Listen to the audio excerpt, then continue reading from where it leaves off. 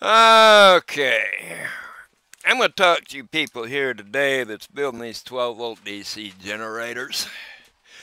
99% of these videos are wrong. It's going to cost you a gallon and a half, maybe a gallon, but probably about a gallon and a half an hour to run that thing.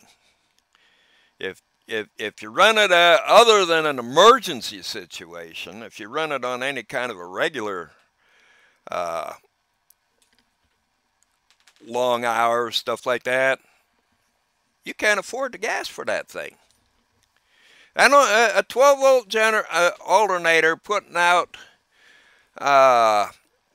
30 amps, that's what I use. 12 times 30 is 360. That's 360 watts. That's all that thing puts out is 360 watts. Okay, at 30 amps. All right. So it takes me about 8 hours to bring my battery bank up a half a volt, which is about what I use a day. Of course, if I use less, it takes less time. But that's the most I run it, is 8 hours a day. All right. 8 hours a day, gallon and a half an hour, 30 days. That's 45 gallons of gasoline. Here in Alaska, it's about $3 a gallon. 90, 100, and $135 a month. That's what it would cost me if I built my generator the way y'all are building them. Okay. There ain't no hydrogen here, no chemicals, no secrets, no hidden wires, no hidden fuel line. I live on the Kenai Peninsula, Alaska. You know, if you live around here and you want to drive here, hell, if you live in Europe and you want to fly here, come on. And you can see it. You can sit out here with a watch and listen to this thing run for 8 hours if you want. Or 10 hours, you know. We'll top it off again with the rest of the gallon. Get 10 hours out of that gallon. All right, now here's how it works. All right, you're wasting your time with that 3-horse engine.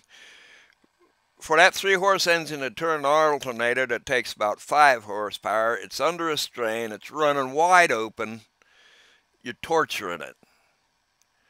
You'll be lucky for it to last a year, okay? My engine never goes above an idle.